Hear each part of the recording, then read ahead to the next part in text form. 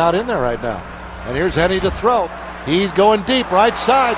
Oh, that is Edwards out there. He goes up in the air at the goal line, and he's got it for a touchdown. He took it away from Jaron Hayes. 6:12 to go, Jim, and they're only down by 8, 27-19, pending the extra point. Henny under center, dropping to throw. Has some time, lofting it, right corner of the end zone for Braylon, up in the air.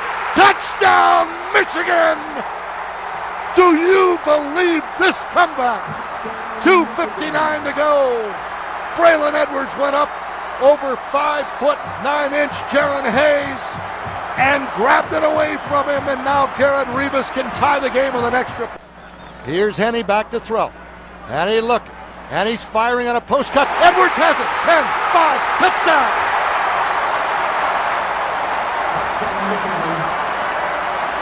Well, that's the guy they've been picking on, Jaron Hayes, and Braylon Edwards has his third touchdown grab of the game. This time, though, what do? They send Avant down and fake the out.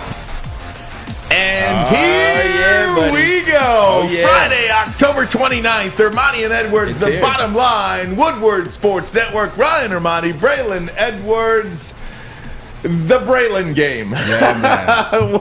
and the Braylon coat is only Braylon could wear, right? This is a John Wangler special. This is Valiant. Shout out to John Wangler, quarterback, Michigan in the 70s. With my father, big Johnny Wangler, Johnny Wangs, very, very long time friend of the family. This is something he gave to me, and it's crazy. I think I wore it to one tailgate a couple years ago. I never wore it, but no time like the present to bring out the Go Blue Jacket, baby. You know, the 04 game, Maz, is called the Braylon game. And when you have the guy sitting next to you, it's pretty darn cool, isn't it? It is totally cool, and he's been waiting all months that we've been together. A couple of months and a couple of weeks to wear that jacket today. We finally here, guys. It's spectacular weekend. Michigan State. No doubt about it. And we're so excited for the game. And we've got a big show for you today. Jason Avant is going to join us in just a couple of minutes. Your teammate there, Braylon. 3 years. My goodness. Forget about the Michigan career. That dude had an unbelievable NFL career as well. Yeah, Jason did. Jason's one of those individuals that you can always depend on in terms of being a professional, being a pro, being on time, knowing the offense, knowing the game plan, bringing everything to the table week in and week out. That's why Andy Reid took him from Philadelphia. You see, he played with Kansas City. I can't wait to talk to him about the state of the Chiefs right now, but it's a guy that when Andy Reid and when coaches trust you, they'll continuously bring you along and put you in good situations to have success. Jason's a guy. You can count on him, had the best hands on the team. You know, that's why on third downs when we were in Michigan, like Jason was the guy that we would go to on third down. He was the guy that we knew we were going to get the first down. I was more just a big play guy. And he's a producer's dream. I reached out to him. You're going to be on the show today? Oh, he hits me right back. Can't wait. Looking forward to it. I give him the whole spiel for our video calls and everything. He cannot wait to talk to you guys. So you said it. He's a guy's on time, and he's a pro. Yeah. Jim Miller scheduled to join us as well at 2:36. Also, we're really excited to talk to Chris Spielman today, special assistant to the owner and CEO of the Detroit Lions, Sheila Ford Hamp. We're just so excited for Chris that he's going into the Lions Ring of Honor this week. We'll talk to him top of hour number 2. I know for both of us, Braylon, growing up in Detroit, this is a guy that many of us looked at as a hero almost. Yeah, 100%. You know, guys, he was a Mike's linebacker. Guy would knock you out. He would put your chin right in your chest, and he would just tattoo you. Also, he was a guy that the team depended on. They loved him. They rallied around him. Like, he was the guy. When Chris broke a huddle down, you knew the Lions were on the way. You knew the game was going to get started in the right way. If he broke it down in the fourth quarter, you knew they were going to have to make a comeback and do what they, could. But they would follow him. They would follow him anywhere. And as fans, we loved it. Going into Pontiac Silverdome, going into those wind tunnels, you knew you were going to see number 54 knock somebody the hell out. So my favorite Lion of all time, my second favorite football player of all time behind Lawrence Taylor, the guy I get most excited to see. When I came here to Detroit and I got to cover all the sports, that was my guy that, wow, I'm sitting next to Chris Spielman. And I was next to Barry Sanders. And Chris Spielman's my guy. Just a great human. And he's one of those guys, too, Maz and Braylon. When he was brought into the fold with the Lions organization, you thought to yourself, at least, okay, they're going to get it right now. Yeah. Because guys like Spielman are involved. I mean, you remember back to when Bob Quinn was let go, Herman Moore put out that video from his car saying, you want the Lions to be turned around? Hire Chris Spielman. Yep. And it seemed like a week later they did. Right? Sounded like he had some inside information, and it looked like he picked it right. But Hey, no, his brother did pretty good in Minnesota. he did. Rick Rick Spielman. Spielman. He did. Funny story about Rick, and I don't know if I should tell it now or wait till we get Chris till you on get the Chris. horn. Wait till we get Chris? Yeah. All right, funny Wait story till you get about to Chris. I'll wait till we get Chris on the horn. Also scheduled to be joined by a guy I know pretty well from my time at Michigan and beyond, Larry Foote. It's another guy I played with. Know him from high school, know him from Little League. I played for West Side Cubs. He's a Cubs guy as well. Played for King. Went to Michigan with him. He's just a great guy, loyalist, understands football, really good dude, man. Just he's not too many people like Larry Foote. 3-time Super Bowl champ. Yep, 2 as a player, 1 as a coach. He is the linebackers coach with the Tampa Bay Bucks, so we're hoping the timing works out on that. We are scheduled to join him at 3:36. Just first and foremost about this whole day, about this whole week leading up to tomorrow, how great is this, right? I mean, how great is this? I was at frickin' Costco today. And everybody's wearing their colors. Everybody's wearing their Michigan gear or their Michigan State gear. You walk out this week, you go to the grocery store, somebody's got a hat on. Wherever you're working, if you're at a workplace, you walk in, everybody's got their own school's colors on. This is everything that this rivalry is supposed to be, and I just can't wait for 12 noon tomorrow. Yeah, I can't wait as well, and I hope that it stays like this. If Mel Tucker stays or goes, I hope that the rivalry still, whoever picks up, the picks up the mantle. I hope that they continue the rivalry, and Michigan as well. This is fun. Like this is what you look for in the state of Michigan around this time of year. It's fall, it's Halloween, it's it's somewhat cold. The leaves have turned. Like you're in that space. You wear the Michigan hat. You got the Michigan State hat on. You got your fans with the Michigan State flags flying in the daytime. The Michigan little onesie on the dog as you're walking them. Like this is fun. Going to Costco. Shout out to Kirkland because everything Kirkland makes is gold. But it's just that time of year, and it's special and it's fun when both teams are relevant. It's fun when both teams are good. It's really fun when both teams are undefeated, man. Like after this is a spoil. This is a spoil. Like you cannot have this next year because you can't have this next year. They got to figure out what they need to do from each team side to stay at this level of play, stay at this level of success, and keep this moving for the future because this is fun. This is fun. Hey, check this stat out, Alex. Put up the series, the top 10, where these two teams are in the top 10. Check this out. Look at those. Run those scores down, Rye. So here's the deal. 1964, Michigan at Michigan State, Michigan won. In 1961, Michigan State won. 57, MSU won. And then 56, Michigan State won. So they won 3 of the 4 times that these two teams have met as members of the top 10. Correct. Interesting. So we'll see what happens tomorrow. Did you see what's happening All with 3 the betting? times. Apparently, people in the state of Michigan are betting on Michigan State. They are. Plus the 4. They are. Yeah, every time that we're looking at this, it's pretty simple. The team with the best record won at the time, or the team with the best ranking won those games back in the day, and that may not be the case this year. Michigan is a really good team. Michigan has the higher rank, but Michigan State has a pretty good football team as well, and it's going to be an interesting game. And I'll have my prediction at the end of the show today. And Harb's record's pretty good in East Lansing as a player and a coach. Never lost. Never. He has never lost as a player or a coach in East Lansing, and that's something that he's going to try to do. I do believe, and we've talked about this a lot this week, I do believe Michigan State is playing with a little bit of house money here. And look, all of their goals are in front of them, so it's not fair to say that, they have no pressure on them. Anytime you have a chance to win a division championship, continue on with those Indianapolis hopes, those Big Ten championship hopes, and ultimately a college football playoff berth, you do have something to play for. I do believe that's pressure. But I think Michigan is playing with all of it here. Because so much, Braylon, could go downhill if they don't win this game. And I think that I ultimately think they will. I'll give you a prediction at the end of the game. But at the same time, I do think the pressure in this one is squarely on Jim Harbaugh in Michigan. Yeah, at the end of the day, you kind of hit the nail on the head first. You do have to show some credit to what Michigan State is going through, the potential of Mel Tucker staying or leaving, the potential of being back in this situation. They're sitting at 7-0. With 5 games left in the season. Who knows what will happen next year with Mel Tucker? Who knows if they get back to 7-0 moving forward? It's a tough place to be. With that being said, this is the biggest game in Michigan, I think, since the Ohio State game in '97.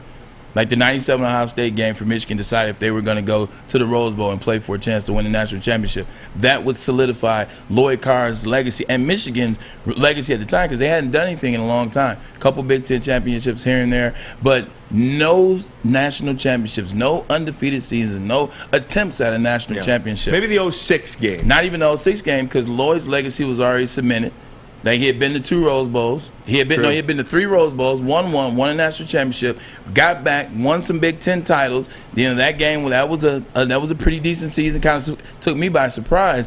I don't even think that one at the end of the day, because they went undefeated. They lost to Ohio State, all right, and they still had a chance to play in the Rose Bowl against SC, which they will lose as well. This one's different, because this one, everything's on the line. You think about Jim Harbaugh, you think about his records, you think about on the road, you think about ranked opponents, you think about being in a primetime game, you think about Michigan as a school getting back in that light. People across the country can see that Michigan's undefeated, really good defensive line. Aiden Hutchinson could be a player that goes in the top 5, top 3 even, depends on how he tests. Everything is aligned for Michigan to have that success and have that moment. This is the moment. I think this moment is bigger, and the implications are bigger than that old State game in 2006. Lots of Michigan State talk, and it's just going to be really fun revisiting some of the great highlights in the series as well. Going to take a break. When we come back, Jason Avant will join us. We'll do that next. Ermanni and Edwards. Woodward Sports Network, The Bottom Line. Fellas, football season is here. It's time to make your grooming experience easy like Sunday morning. Get to Lady Jane's Haircuts for Men. Walk in, relax, watch your favorite team play, and before you know it, your hair will be game ready. Get to Lady Jane's, open 10 to 8, 7 days a week. Walk in anytime. It's wicked awesome. Make sure you download the Woodward Sports app in the App Store and the Google Play Store today. Take Woodward Sports with you wherever you go and listen live on your phone or mobile device.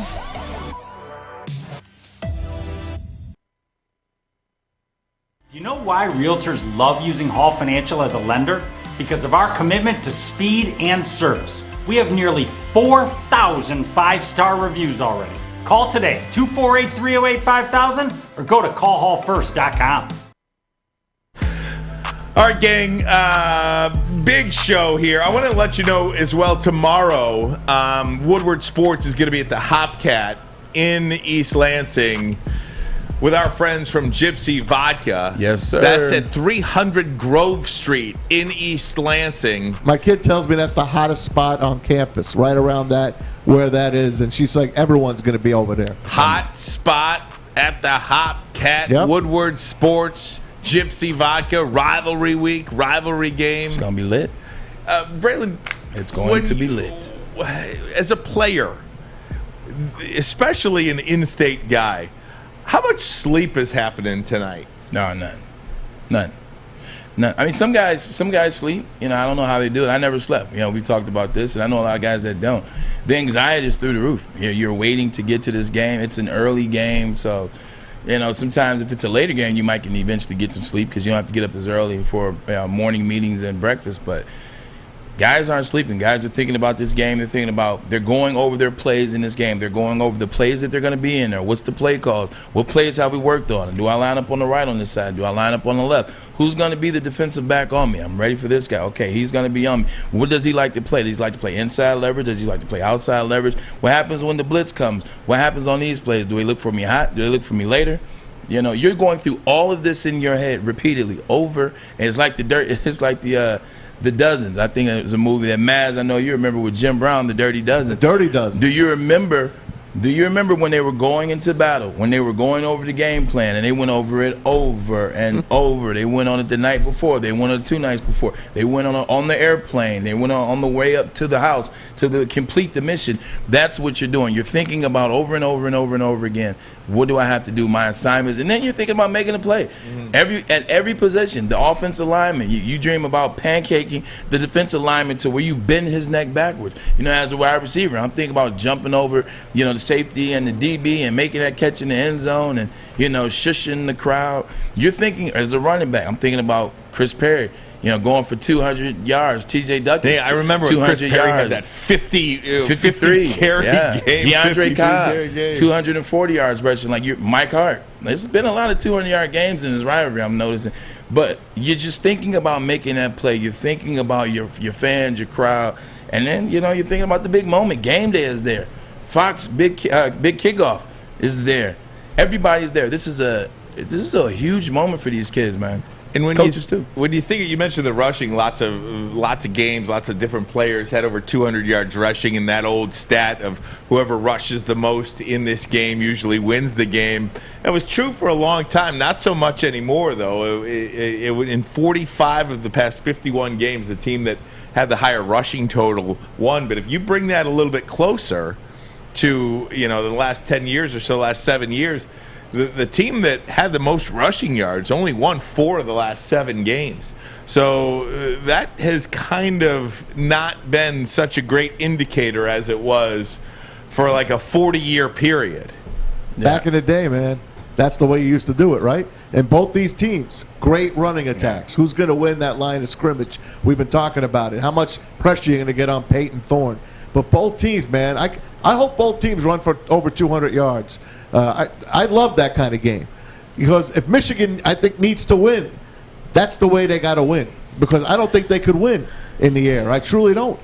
And if that's the case, then you're looking at like a 23-13 game, right? I don't believe Michigan is equipped to come back by double digits in this game. At least we have not seen it yet. Right. Now we haven't had to see them just completely go to the air, Braylon. I mean, they've had their way pretty much on the ground. Cade McNamara made some plays second half of the Nebraska game when they needed him to. Absolutely, got to give them all the credit for that. But Michigan's offense does not seem too well equipped right now to come back if you get in a 14-0 hole, in a 17-3 hole, something like that, where you're down 2 touchdowns or something like that. Doesn't seem like they have that ability to come back, so they do have to rush the football. Yeah, you looked at Michigan in the past, and they've always had a tight end. They've had a tight end that has been like that staple guy. You look at Jake Butt. NFL guys. You look at Eubanks. Yeah. You look at Jake Butt. You look at Devin Funchess before he moved to the wide receiver position. You look when I was there, Tim Massaquoi, Tyler Ecker. They've had tight ends, and then they've had 2 wide receivers as well to complement them. They've had 2 wide receivers to complement, and they don't have that because of injury and because of figuring it out. With that said, they have a 2-headed monster at running back in Corum and Haskins that's going to help them out a lot. They have a really good push at the offensive line position that's going to be amazing. And, they're going to discover their next wide receiver, their guy that can help Ronnie Bell when he comes back next year. Someone's going to have to step up and make a play, whether it's Brown, somebody's going to have to make a play and represent that wide receiver lineage like my boy did when he was there, Jason Avant. Jason Avant on the line. Going to take a 15-second pause. When we come back, number 8, Michigan Wolverines. Jason Avant going to join us. Ermanni and Edwards, Woodward Sports Network, the bottom line. You'll be dying to get your hands on Papa Romano's gruesome twosome. This spectacular deal gets you 2 large one-topping pizzas for a limited time for $19.99. Order now at paparomanos.com. 5 potential receivers. Here is Chad Henne looking in the back for Avant. He goes up and he caught it. Touchdown! Oh, I've got to see that. It didn't look like he was in. What a great catch. Jason Avant in the deep corner. That's the same corner where they made the play in that 17-point comeback against Virginia. They need an extra point to send this to a 3rd OT. Great decision by Chad Henne. They double. Braylon Edwards, you had one-on-one with Jason Avant. Goes up, gets 1 foot down. Great effort. Are you kidding me? Everybody talks about this was this Michigan State game in October 30th, 2004 was the Braylon game. And it couldn't be further from the truth. I made some plays, and obviously I scored the touchdowns. But if Jason doesn't make that catch right there in overtime, we don't win that game. That was the best catch in the game, and he's made a bunch of those over his career in Michigan, with the Eagles as well as the Chiefs. It's the guy that he was, the playmaker he was. A lot of people contributed to that game. But that touchdown right there, and I tell him this every time I see him, That was the play, man. And our buddy Mike Tirico on the call. How his voice has changed over the years, huh? Yeah, same for us, man. Same for us as we're getting older. Let's bring him in now. Jason Avant, one of the best receivers Michigan has ever had. From 02 to 05, a 4th-round pick of the Eagles in 06, an 11-year career in the NFL, and oh, by the way, 4-0 against Michigan State in his 4 years at Michigan. Jason, thanks for the time, my friend. Oh, it's great to see you guys. Thanks for having me on. What's up, Jay? Hi, what's up? Be easy. How you doing? Man, can you believe, besides this beautiful jacket, man, can you believe it's been 17 years since we played that game, man? It's been a long time, and but I still call it the Braylon Edwards game to this day. Right? You had an amazing game, and all we needed was a few extra plays, but you did it most. And we also needed Lamar Willie to put out the quarterback too. Stanton, yes sir. A lot of people pissed at that up in East Lansing, but it was a legal hit. Hey Jason, when you look back on your time at Michigan in 4-0 against Michigan State, Braylon and I always talk about your best players have to be your best players in the biggest games, and that's something that he was. That's something that you were, and that's something they're going to need on Saturday. Can you just expound upon that? Just being great in those big moments. Yeah, you as a football player and anything that you're doing really, but as a football player, you come to Michigan to play against Michigan State and the school down south, Notre Dame. So you come in for those games, so you want to perform at your highest level, and that mentality is kind of instilled in you when you get there. So we always wanted to play well. And you're nervous, and a lot of people kind of shy away from nervousness. Nervousness is a good thing. That means you want to perform, that you don't want to let your team down, that you want to play well for your university. So they need to embrace that, tomorrow and come out firing. But I tell you this, in big games, it reveals who people are. That's just what it is. Some guys are great in practice. Some guys are great against lesser competition. In bigger games, it reveals the type of player you are. And bigger games, Jason Avant always came to the forefront, not only in that 04 game, but the following year, 10 for 96 and a touchdown in overtime game up at East Lansing, another win for the Wolverines, which will be your 3rd of your career. Jason, just talk about the rivalry. Just talk about, like, going to that game, the Michigan State game. What yourself personally, what was your thought process? What was your mind going into that game? How did you approach it differently than, let's say, the next man? Well, I try my best to make practice in the game the same, but it's kind of hard to, because all you hear is this Michigan State week. And then I'm from Chicago, so you got a lot of, interaction there. So there's a lot of guys from my high school or rival high schools around the area that's going to Michigan State, whether it be basketball, and you grew up with these guys, basketball, football, so you're hearing it constantly. And so it just puts in your mind that, look, we have to beat these guys. And then you're getting fan messages through your school email. Hey, man, you guys got to win. You guys have to win. Everywhere you go on campus, computer lab, dude, you got to win. So it just constantly reinforces the idea that Michigan State is a lot different from Northwestern or a lot different from Illinois. So those are the things, and it's good. And we hear about Paul Bunyan Trophy and all those things. I always wanted to just bring back. It's an ugly trophy, but I always wanted to end off.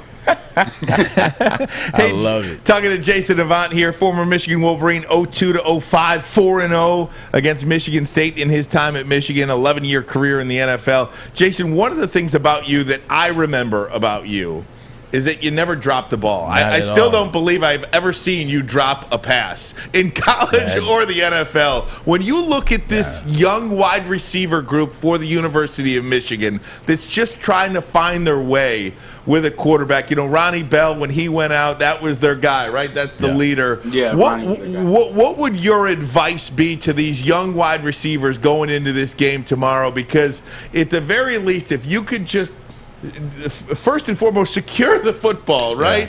Catch the football. How important is that? 1, 2, 3. Jason knows what 1, 2, 3 is. That's definitely the most important part of it is getting open. As a receiver, if you can get open, you can create separation. It makes the catch easier. Eyes and fingers, those types of things. You constantly want to reiterate that to them. But Baldwin has some experience. Came over from junior college or or it wasn't junior college, but transfer in. And so I think, and I really like him as a receiver. So I'm hoping that he can step up and be that big play guy for them. So do you have some nervousness? Yes, at times, because Michigan is so run happy. And in these types of games, it usually comes down to passing the football. When a team can go in and shut the run game down or limit it some, you're going to have to throw it. And in this game, a big game, both teams are 7-0. They're not going to allow you to get out of there with just running the football down their throat. So hopefully the receivers are ready, and I think that they will be. Jason, it's Tom Mazawey. Good game too, so that's good. Hey, thanks for coming on with us, Jason. I got one for you. It's year 7 for Jim Harbaugh, and looking back at his tenure here, give me your thoughts on where he has been and where you think he can go if he does not win this game against Michigan State and goes on and loses to Ohio State. I don't want to go down the negative path, but what I will say is that you're starting to see some better quarterback play. We still need to go to a different level, and I think that's the thing that separated Coach Harbaugh from some of the upper echelon coaches in college football and even in the Big Ten. At times, it has to do with being able to develop a quarterback. He was a quarterback, so sometimes it gets kind of weird when you're like, oh, why isn't this? But it all depends on who you can recruit sometimes. And if they can continue to develop the quarterback position, you always have a chance to win. You make guys around you. Look at Clemson right now. Look at Ohio State are losing early in the year. The common denominator is that the quarterback is gone. They have to find someone new. If you can keep a quarterback there that can play this game the right way, it gives everybody a sense of confidence. So hopefully he can establish that guy either with Cade or with McCarthy. Is it I almost said McCarthy, yeah. But McCarthy, yeah. So yeah. If we can, what's that? Yeah, McCarthy. No, yeah, you got it. Yeah. So if you can establish that, he'll be fine. So I don't want to go down a negative path if he loses. If that, I think Michigan definitely can win all of these games. So I'm hoping and wishing that they do that. Talking to a brother of mine, Jason Avant, former teammate as well as 11-year NFL career. Jay, speaking of that 11-year NFL career, I'd be remiss if I didn't ask you about this beforehand. I know that you and Andy Reid have a good relationship. You're with him in Philly as well as in Kansas City. Talk about the Chiefs this year and the troubles that they've had, some struggles on defense, obviously, and Patrick Mahomes. Is it over? Is it early? What's the temperature like, big guy? Well, it's a bunch of things, right? So I get a chance to cover, the Eagles and NFL a lot. So there's a bunch of things that's going on in Kansas City. Chris Jones being hurt, that hurts them a bunch for, a sizable portion of the season. Having the lack of a Sammy Watkins or a second guy that can line up and get open and win one-on-one matchups. Braylon, you know how hard it is to be the number one guy with not much help. It's a lot of focus and concentration, especially at that level. So you need someone that can be the Robin besides Travis Kelce to Tyreek Hill. They haven't had that. And also you're dealing in the NFL where you have unlimited resources. In college, you can recruit whoever you want. You got so many scholarships. In NFL, once you get that guy $100 million and you got $200 million on contracts on your roster, the team is going to get worse. It's only a matter of time. It happens with everyone. Russell Wilson going through it when he had that great defense and all that. They paid him that money. The team gets worse. Aaron Rodgers win the Super Bowl. They pay him that money. The team gets worse, and it takes a few years in order for you to rebuild that. And that's how the NFL works. So either you got to get rid of Chris Jones and keep one $100 million contract and try to spread that out on defense as best you can. But that's really the problem. And the lack of just attempting to run. The Chiefs can run the ball, but they get so enamored with Patrick Mahomes' arm that they can't. You can't play football like that consistently. Jason, I know you still keep a keen eye on the Philadelphia Eagles. They are here in Detroit this week to take on the Lions, the 0-7 Lions. It seems like if you look around the NFL, it's the sexy pick. Even. Yeah, it's a sexy pick to pick the Lions to get their first win this week. What's going on in Philadelphia? Well, I'll tell you this. If you have Jared Goff, you should start him. So that's I'll tell you that right now. That's pretty direct. Only if you suit up for the Lions. The Eagles defensive coordinator, Jonathan Gannon, plays the most basic defense as you can. The defense that they show you how the cover 3 or cover 2 is, 34, the one that you see on the drawing that they start off with day one in middle school, that's the exact same defense the NFL, the Philadelphia Eagles is playing right now. Not much variety, not much rocking the safeties, not many blitzes. So any NFL quarterback that has some experience can tear it apart. So they're having struggles defensively. And there's a lot of disgruntled players on the Eagles right now because they're being played out of position, meaning Fletcher Cox is moved into an inside eye now, which now is harder to rush the passer, and you have to, key in on screens, and you have run responsibilities beforehand. They were able to just let loose and go after the quarterback, and everybody else's responsibility was the run. So they have they're having a problem buying in with players. And then lastly, Jalen Hurts has not been accurate, and Sirianni, the offensive coordinator, doesn't have experience with this RPO college-style offense. Just doesn't have that. And they have a young coaching group, so they haven't seen enough football in order to correct it. And that's a bunch of the problem. Jason Avant joining us. Jason, one more before we let you get out of here. Give me a prediction for tomorrow's game, and where are you watching it? Where does Jason Avant watch the Michigan State game? It depends. Like most of the time, I'll watch it at home, and I got a text chain going on with either some University of Michigan students that I'm still friends with, or something like that, or I'll watch it at the Eagles, not the Eagles, but the Michigan Sports Bar is one in town, right from Philadelphia. It's Fox and Hounds downtown. I'll go down there and watch it there sometime. Michigan wins, but right? Tomorrow I think I'm going to watch it right from the comforts of my home because I don't want to be yelling at people. This is definitely that type of game where every play could be somebody get yelled at, so I agree with you 100%. Yeah, right? Yeah, but and it's always the guy asking me right next to me and watching the game, dude, what was it like to play at Michigan, man? It was great if you let me watch the game. I'll tell you that. Jason Avant, thanks so much. 4-0 against Michigan State in his time Number 8, man. at Michigan. Great stuff, Jason. Thanks so much, my friend. We'll catch up with you down the road. We appreciate it. Thanks, Jay. Javon, man, appreciate you. Thanks a lot, buddy. Take it easy now. My guy, man. Thank you. Enjoy the game. All right, absolutely. One of the great receivers at Michigan, right next to you, Braylon. I really appreciate him. Whenever I call on him, he always comes through. He did some stuff for me when I was Big Ten Network. I called him yesterday, earlier this week. He was like, of course you got that. And he hit the nail on the head. Like, so many people give me credit for my time in Michigan, what I was able to do, especially my junior and senior year at Michigan. But that doesn't happen without Jason Avant being able to do what he did. Nobody could check Jason off the line of scrimmage. Like his route, like his getting into a route, no one can check him at the line of scrimmage. He did so many amazing things that allowed me to be one-on-one a lot. And then you add Steve Breston into the equation my junior and senior year. You know, you're looking at that. That was our threesome. Do you know how many years of the NFL that was? I mean, that's nearly 30 years of NFL. I feel bad that I rooted against him when the Giants played the Eagles now. Yeah. Such a good guy. Great guy.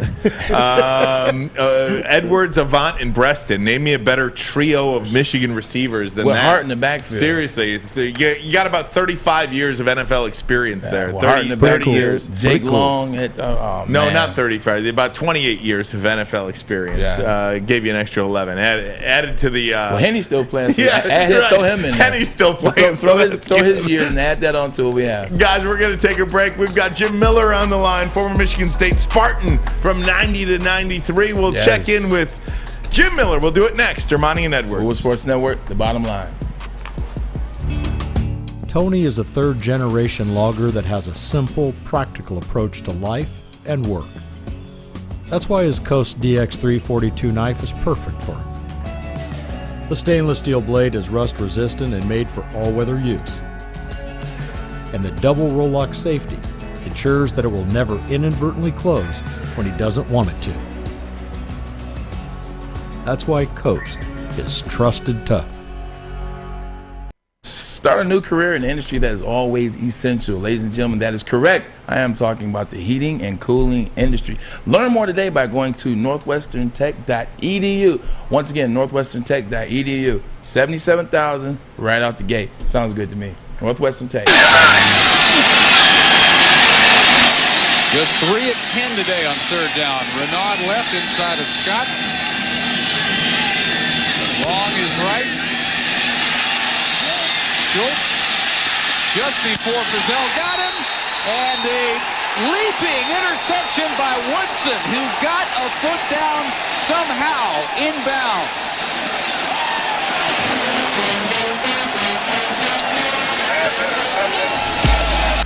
One of the great moments of the series, that Heisman Trophy winning year, Charles Woodson in '97. I remember being at that game, Braylon, and I'll tell you, if you listen to the show, we were like, why are they cheering for an incomplete pass? They threw it out of bounds, and somebody next to me was like, no, he intercepted that. We were like, what? You're like, nah, BS. And then you found out that he did. You're right. He's pretty good. Exactly. He's pretty okay, good. not bad. Not Hey, let's bad. bring him in, guys. Jim Miller, former Michigan State Spartan from 90 to 93.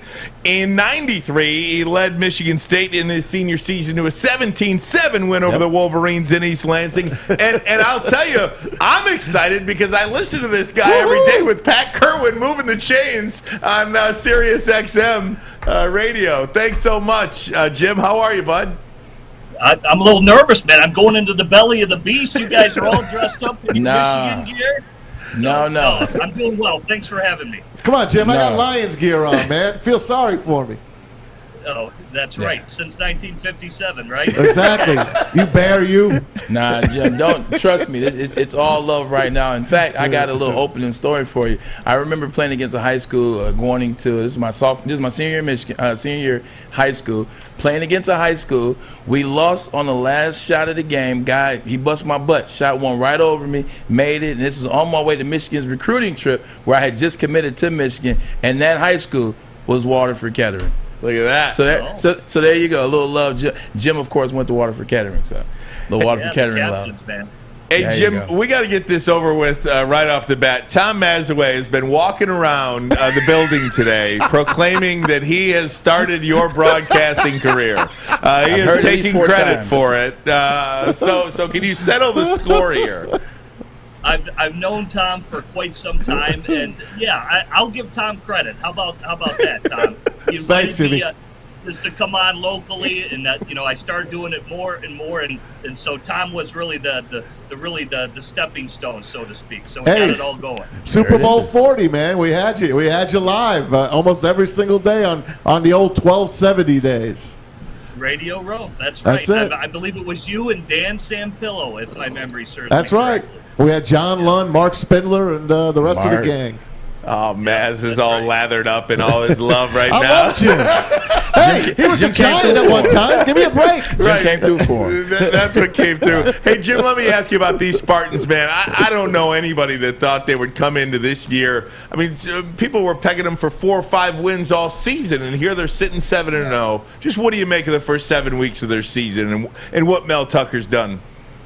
Yeah, I really like Mel Tucker's coaching staff. I spent some time with Mel because I do a lot of stuff for the Chicago Bears. He was a defensive coordinator down there for a little bit. So I've known Mel. He started out at Michigan State. He was a graduate assistant there, and then obviously went on, had some great college success everywhere he's in, was doing good things out at Colorado. But I love his staff, and I'm not just saying this because I played with a couple of those guys, but a couple of those guys that are on that staff, it's a really good staff. Courtney Hawkins, who works with the wide receiver, who is a tremendous receiver at Michigan State and in the pros, as Braylon knows. And then, Harlan Barnett, I think, does a great job, and he's a good assistant to have because we know Mel wants to put his fingerprints on the defense. But Harlan Barnett has been a long-time coordinator in the college ranks for a long time. Well, he was a hell of a player also, and I think he's done a great job. And these guys are invested in Michigan State. They've been there. As I mentioned, Mel was a graduate assistant there. And then I'd say this. They've taken advantage of the college portals, of people transferring, and we know it happens so much faster now. Even when I played, that was just becoming in vogue, and now it's almost it's nonstop. How you can really build talent through that transfer portal, and I think they've taken advantage of that as well. Yeah, 100%. We definitely have been talking about that transfer portal. Ryan Ermanni has been a big advocate of that, talking about the success that Mel Tucker has had in terms of getting it so fast. But you talked about when you play, and that's what I want to talk about. When you played, you won your senior year. You won 1993. You won 17-7. You went. Talk about going into that senior year, knowing that this is the last time, especially as an in-state guy. Last time you're playing against Michigan. Last time you're putting it on for Michigan State to play against Michigan. Talk about the mindset of not wanting to lose that game.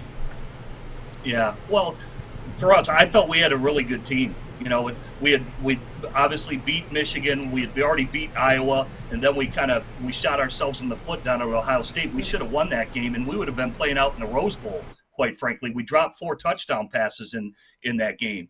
But the Michigan game, certainly the rivalry was at an all-time high, right? Because of the Heisman and what happened in 1990. Michigan fans thought that they, had been wronged by an officiating call that they thought was pass interference, and that had really built up from 90 all the way to 93, where I can just speak from our standpoint of it. We were kind of sick of it. I know I was sick of it, that, hey, all these people are just crying about this call. This is 1993. This isn't 90 anymore. And so we wanted to remove all doubt.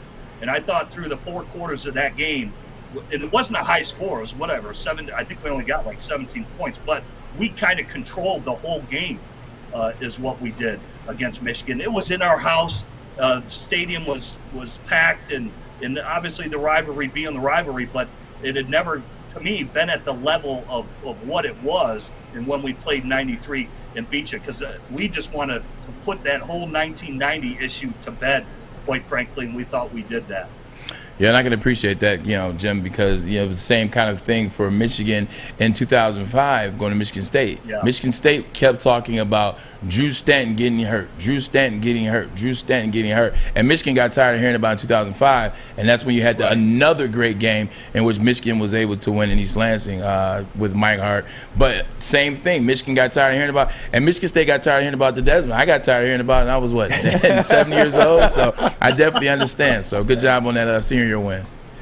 Hey, Jim, Jim, talk to me a little bit about what the Spartans have to do tomorrow, because obviously Kenneth Walker, a lot of attention is going to be paid to him. I mean, he's 3 yards shy of 1,000 already. Man, just a beast. And then you got those 2 guys on the outside. How big of a game is this for Peyton Thorne, too, to kind of solidify a little bit, or at least begin his legacy at Michigan State?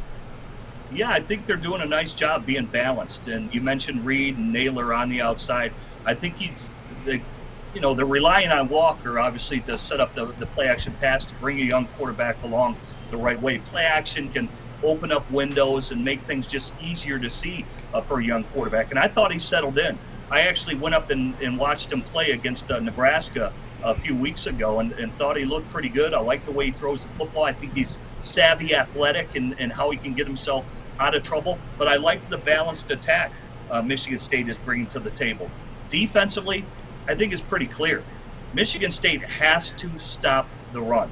We know what Blake Corum can do. Obviously, Hassan Haskins, he's kind of a banger. I actually called the Michigan-Wisconsin game for Westwood. So I've seen Michigan up close and personal. Like the defense, Michigan State offensively is going to have to be careful of Daxton Hill because they bring that nickel blitz so much. That's going to have to be accounted for. But I think if Michigan State can just slow down the run game of Michigan and put it all on McNamara, I think that's what they got to do. Josh Gaddis, the OC of Michigan, he can say all he wants that they can throw the football if they need to 40 times a game. I'm one of the guys, I got to see it to believe it. I don't think it's really been on McNamara's shoulders at all. And I think if Michigan State can stop that run game, force Cade to throw the ball, say 30 to 40 times, then we'll really see if Michigan has a full offensive arsenal that you'd really want to be aware of, because I haven't seen it yet to date from Michigan. I agree with you 100%, Jim. Jim Miller joins us. He's got to move the chains on Sirius XM here in about 15 minutes from now. I know you got to wrap it up, Jim. I want to get a Lions question on you. What's your take on Dan Campbell coming in here to Detroit? Obviously, you said it, rebuilt since 1957. We've seen it all before. What's your take on Dan Campbell? I like Dan personally. We actually did the Lions training camp. And again, I like that staff that he's assembled and put together. What he's doing, and I totally agree with, that roster needed to be wrung out like a wet towel. Everybody needed to be wrung out. When Matt Patricia was there, and I'm not saying Matt Patricia built a good job, but you can't have a mandate by ownership that you got to go to the playoffs, because what free agent is going to sign in Detroit at that point? That's why you're getting all these ex-New England Patriots that we're signing. But I got really upset about all the leaks that were coming out. Oh, it's, why are we practicing outside and stuff like that? I mean, come on. What do those players in that locker room have to complain about? You haven't won anything. You haven't won anything. So I think Dan came in there with Chris Spielman, and I like the people that they put together. I like Brad Holmes as a general manager. He's acquired a lot of talent out there for Rams, and they've kind of really just cleared out that whole roster. They're wringing it out. Even with the latest with Collins, right? Collins wasn't playing enough with effort during Green Bay. So what does Dan Campbell do? Hey, I'll send a message to the locker room. You play like this, you will be gone, whether it's by trade or just via releasing you at this point. So he just wants a good, hard-nosed team. They've acquired a lot of assets to really identify in the draft next year. So I know it's painful to go through this for Lions fans that they haven't won a game, because they're not talented, but they play with heart. These guys play hard, and they play with heart. And I think you could see even last week, that guy's running fake punts, you name it, onside kicks. This guy's doing anything he can to show his team, we will play to win here. Just continue to play hard. We hope so, Jim. We hope so. How about your Bears and Justin Fields? What's going on over there, Matt Nagy? I mean, he's got to be gone, right? I'm concerned about Justin. I think he's a good player, man. I'm so impressed with his toughness and his poise, but we know he's raw. They need Chicago just kind of needs to stay in their lane. And what I mean by that, run the football, play action. That's what they do well. And if you do decide to pass the ball in passing situations, be pass protection conscious.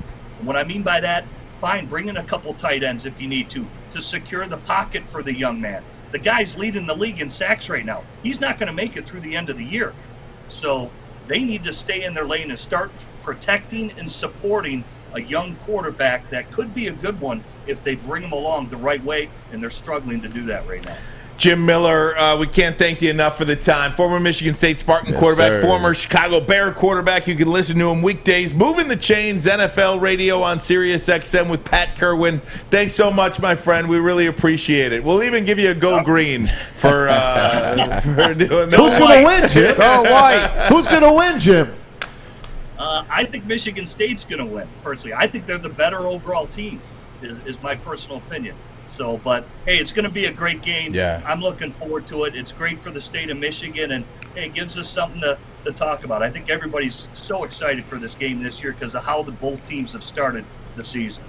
Amen Love to you, that. man. All right, Jim. Really thanks so much, bud. Jim. We appreciate it. Right, Jim Miller. How great is that? It even gave Maz the credit for the. What did I tell you? He gave Maz the love, which is good. We're happy Maz got that. But it goes back to what we've been saying. I talked about if someone says Michigan State, you don't have a problem. Right. If someone says Michigan, you don't have a problem. These teams are pretty much evenly matched. But I like the other thing he said, it's good for the state. That's how we kind of opened up talks today. Absolutely. It's great for the state. The rivalry is back, and it's better than ever this year with Michigan being 6, Michigan State being 8. It's going to be a heck of a game. It is. Guys, we're going to take a pause on Michigan State talk. We'll get into some NFL talk with Chris Spielman coming up top of the hour in about 12 minutes from now. But I want to quickly go through that Thursday night football game last night. Man. That was an incredible finish. Can they please play again? I know. Incredible game, incredible finish. They just may.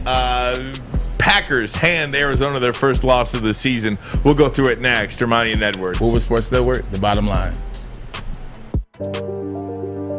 I'm looking to bring on another HVAC tech right now. We are recruiting 5 to 10 techs a month. We're looking to grow and expand. Every new tech we hire is from Northwestern Tech. The hands-on training is fantastic. They're always my first call. We love hiring Northwestern Tech grads. They come out trained and ready to work. Our program is only 10.5 months, and our next classes are starting soon. So why wait? I'm looking to hire a graduate of Northwestern Tech. Northwestern Tech. Northwestern Tech. Northwestern Tech. Hey guys, it's Maz for our studio sponsor, MyBookie.ag. You can get them at MyBookie.com as well. They're giving you the lock of the century. I'll tell you how you can do it.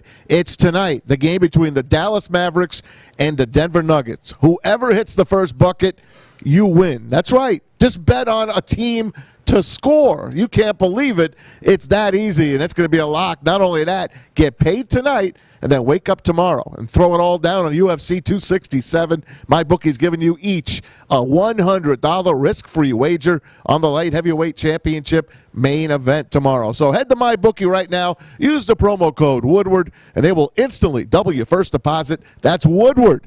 Get your money doubled right now instantly at mybookie.ag. Bet anytime, anywhere. MyBookie is the place. Gambling problem, 800-270-7117.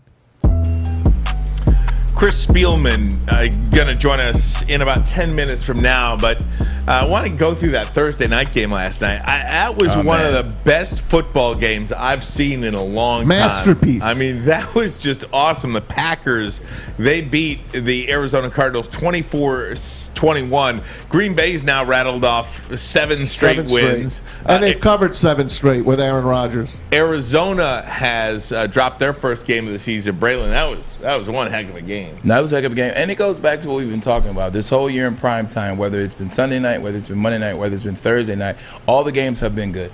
Like, all the games have been good. And some of them, most of them have been exceptionally good, including this one. You know, yesterday, you see Aaron Rodgers -3 starting wide receivers, minus the best wide receiver in the NFL. That is Devontae Adams. Still finds a way. He finds his old buddy, Randall Cobb, who he asked to come back. Many people were upset that Aaron had that type of leverage to get Randall Cobb back to Green Bay. Well, guess what happened? In the pinch, in the clutch, Randall Cobb comes through for Aaron. So that was good to have him there. Good to have a veteran guy when you need and you're depending on it.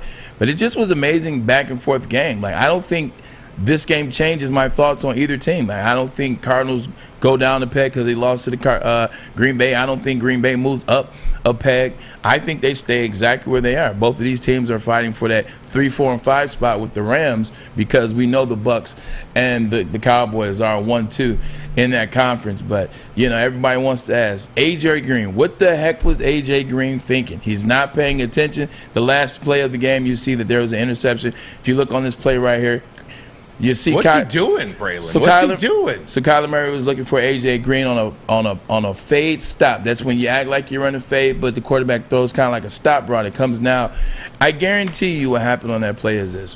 A.J. Green is used to being the number 2 option, and he's used to being number 2 to DeAndre Hopkins. DeAndre Hopkins is not there. DeAndre Hopkins isn't the guy.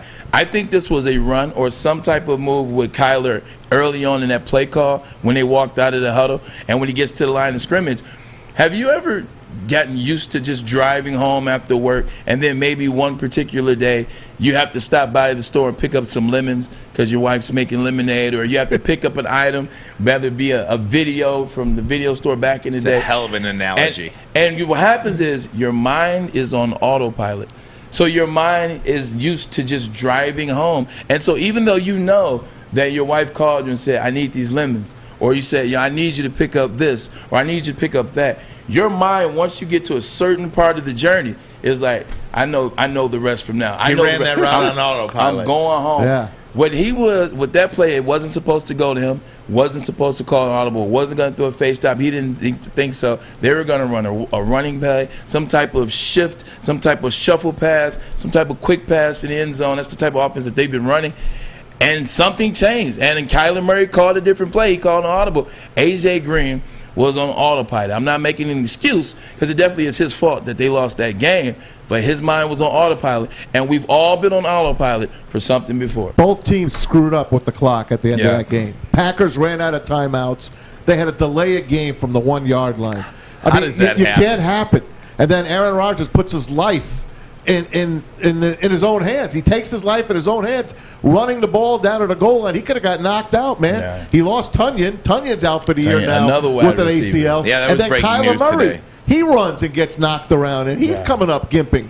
They both messed up at the end. Both coaches messed up at the end. But guess who is the best coach, who has the best start as a head coach in history?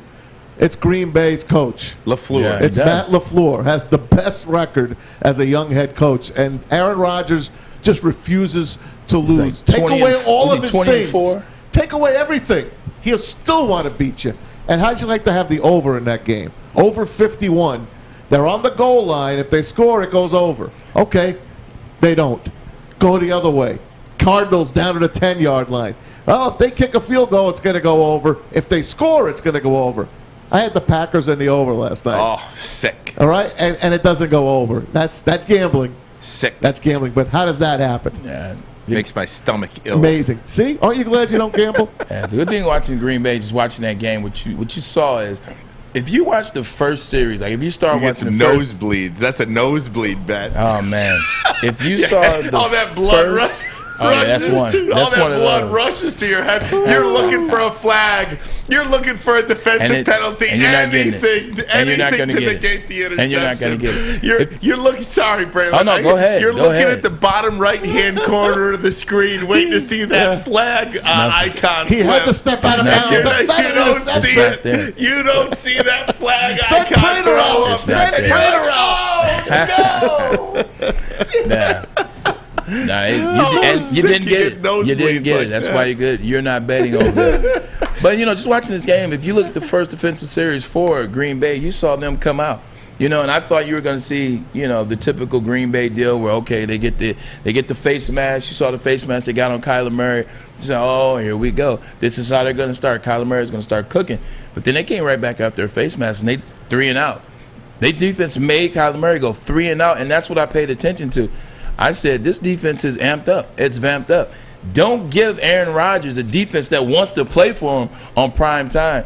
You see what happens in the They're end. still not your top team in the NFC, though. You're sticking with your Bucs. No, the Bucs are still the top team in the NFC, and we may be talking to somebody later that has something to say about that.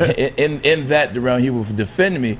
But I just like what they're doing. The defense is slowly but surely starting to pick up more and more. Shaq Barrett is playing outstanding. Like, Shaq Barrett's had a really good year very quietly. You're starting to see him making up for some of the secondary woes and issues that they've had all year. So I'm still sticking with them. And in the NFC, I still got to stick with the Cowboys. I love the Cowboys. I love what they've been able to do. I've been on them since before the season started. They almost beat the Bucs. Opening game, they lost by 2. That's hurt, man. They've got 2 running backs that are playing him. He has a calf strain. He'll be fine. Okay. He'll be fine. You saw what Aaron did with the calf strain a couple years ago, okay? But he'll be good. They run the ball well. They can pass the ball. Dak's, he's at an elite level now. He's not a game manager handing the ball off to Zeke. He is an elite quarterback. And the defense has gotten better and better. Trayvon Diggs is still that man. So you got to go with those 1-2 in the NFC. love those black uniforms from Cardinals last night. Yeah, those are nice. Oh, my God. There is no greater stat for a coach, I think. Well, I'm sure there is, but just metaphorically speaking, last night it was flashed up on the screen that Matt LaFleur was 25-1 when his team led at the half. Sean McVay was like, 27-0 or 28-0 when leading at the half. Yep. What happens in the locker room for these guys that just are able to make the adjustments, able to play winning second half football? Because that is not you don't get that stat on accident. That's not your number. Like, your record is what your record is, right? And those guys' records are what they are when leading at the half because they're doing something right. Like what are they doing that is so right that many coaches are not able to do? What does Brady want to win? He wants to win the last 5 minutes of the first half and the 5 minutes of the third quarter. That's what he wants to win. Yeah, 4-4. Yep. Yeah, but what the deal is, it's the mental approach. Like, once you get teams that have success and they consistently, like, you look at the Rams, you're scared to play the Rams. Like, just playing the Rams, like, we talk so much about what was going to befall the Lions going out there. They should lose by 50, and they didn't. But that was the mindset. And now if you go out there and if you buy into that, and then you're looking, they're up at the end of the half, you're already defeated because you already thought that team could beat you. And now they're winning at the half. So now you're like, well, here it goes. And you're waiting for it to happen. I think that's another part of it. It's that mental toughness that the teams that win at the half, that they do have. Such great stuff. All right, gang, we're going to take a pause. When we come back, expected to be joined by Chris Spielman. He is the special assistant to the owner and CEO, going to be inducted into the Pride of the Lions during halftime of tomorrow's game. So excited for him. How about just Lions great? And seriously, just a thrill. He's the guy growing up that you just, my goodness, what can you say about 54? We'll talk to him next. Ermanni and Edwards. Woodward Sports Network, The Bottom Line. Okay, you thirsty hidden goblins. I want you to pedal into the next dimension. Spin it! Spin! Spin! Uh-oh! Carmen's falling behind. Let's give her the hiss of shame. Spin! Spin! Spin till you bleed! Don't ride the bike of shame. Come to Planet Fitness and find your own lane with tons of equipment, free fitness training, and no hissing. Join today for just $10 a month.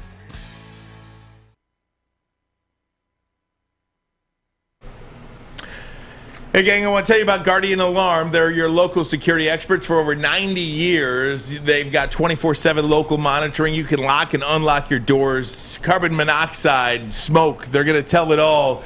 The number to call is a simple one. All you have to do, 1-800-STAY-OUT. That number again, 1-800-STAY-OUT. Guardian Alarm, your local security experts for over 90 years.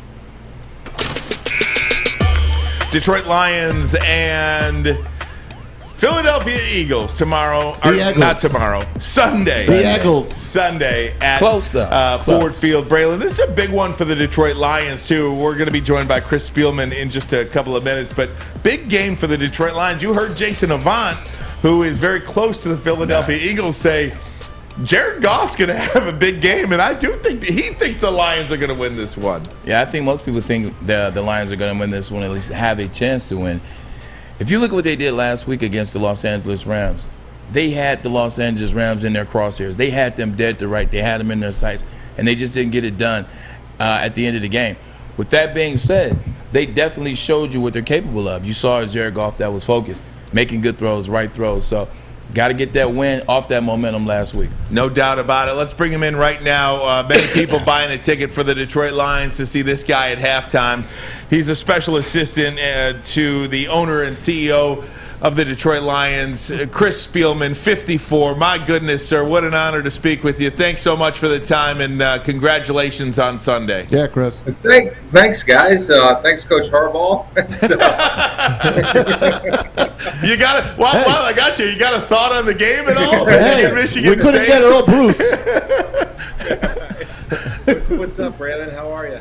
Chris, I'm doing well. Congratulations to you. You obviously know my dad, Big Stan, who will actually be there this week for the Lions Alumni Weekend, as well as celebrating you going to the Pride. So, glad, proud to be a part of that. Glad to have been there to watch you as a kid in the Lions Silverdome for years, man, and just really appreciate you. I know you're an O State guy, but guess what? You're one of those State guys I think is okay in my book.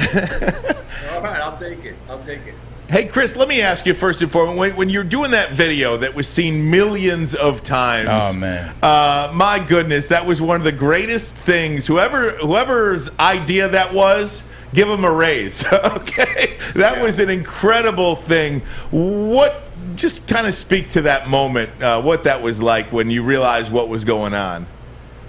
Well, it was actually Kevin Anderson's idea, who was kind of chief of staff for Coach Campbell here, and Emily Griffin working with our marketing department. I guess they put it together, so I owe them one. But I think the telling thing about that is that's such a team game. And if you're reading something or reading about stats or stuff, you really don't comprehend what you're reading because it could be so many guys. And I think where I kind of realized, hey, maybe they were talking about me was when we were talking about the 1992 NFC Championship game. Unfortunately, we got smoked by the Washington football team at that time. But then it kind of kicked in. And when that moment kicks in, you think that, oh, my gosh, the first thing you think of, right, is your family. I thought of my late wife, Stephanie. I thought of my wife now, Carrie, who's on this second football journey with me, all my children. And I think about your teammates because we know that football is the greatest team game in the world, and nothing is accomplished or no success would be accomplished without the guys that I had in front of me. Just like with Braylon, and any success he had is directly correlated with the quarterback or directly correlated with the offensive line. And so when you receive an individual honor, you better recognize that it's a team honor. If you don't, then you're a selfish son of a gun, in my opinion. No, you're 100% right. No one does it in football without the other 10 men doing something to help that success. Chris, do me a favor. Just talk about that 91 season, obviously the 92 NFC Championship. That was a special season for us, the last special season the Detroit Lions have had. And we've had Lomas on there who's talked about it. I've talked to Barry at Golf Outings. We also had Calvin. We've also had Herman on here, and they've talked about that. Just talk about what that season meant to you guys, drafting well and getting in a position to kind of be there to make that run. Yeah, I think, first of all, we always knew we had a chance. We had a core group. We had a foundation, right? And that foundation was built, I thought, in the 88 draft. I think whenever Lomas and Glove were drafted, I think a couple years before 85 or 86. So we had a good young core group. And then my draft class included myself and Benny Blades and William White, Eric Andelsack. All this turned out to be pretty good players. Then, of course, in 89, that's when Barry came around. And when you have a great player like Barry, you always felt like you were in every game. And I think for us, that year was special. And you know what was really cool about that year? And this is not, I don't know if Lomas or Glove or Barry ever talked about this, but that year, not only were we close in the locker room, we were really close outside of the locker room. We always did something together on Friday nights as a team. There'd be 25 to 30 guys show up with their wives, kids, girlfriends. And it was something that we started playing for each other. And teams become special when each player looks in the huddle or looks around the locker room and says to themselves, my only fear is to let that guy down. I fear no opponent. I fear no other player on any other team. The only fear that I play with is to let my buddy and my fellow warrior down. And when you have that type of feeling, that's when you have a special team. Chris, yesterday we had a meeting here at Woodward Sports. Our boss, Chad Johnson, he echoed those exact words you just said. He said, we got to get out. We got to get together. We got to all be together. We all got to look after each other. So that means a lot to hear that coming from your mouth. I wanted to ask you, we've always asked you to get into coaching. How come you haven't coached? And that's when you were broadcasting. And we've had your broadcasting partners on. We had Kevin Kugler on the other day, Sean McDonough, and they all love you. And you said, I don't want to do this every single day, because when you're in this game, we know you live at Allen Park. What made you decide to take this gig? Well, I'll address the not coaching thing. Is, life circumstances take us down certain roads, right? And at the time when I did leave the NFL, we were dealing with stuff at home with the health situation of my wife, and I know the amount of time that coaching takes, and I just made a decision. I made a decision that I had 3 young kids at home and a 4th on the way, and I didn't know what her future was going to hold, to be quite frank.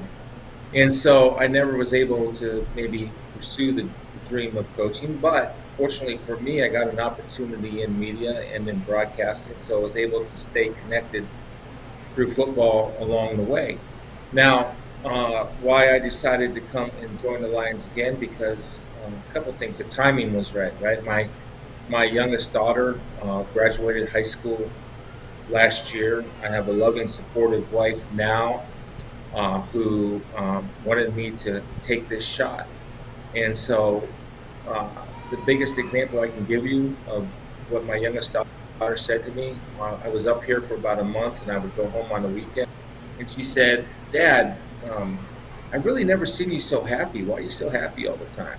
And I looked at her and said, Audrey, for the last 25 years, man, I had a job where winning and losing wasn't on the line. Now I got a job when winning and losing is on the line. And quite frankly, that's how I breathe, man, when you have something on the line. That's just how I'm built.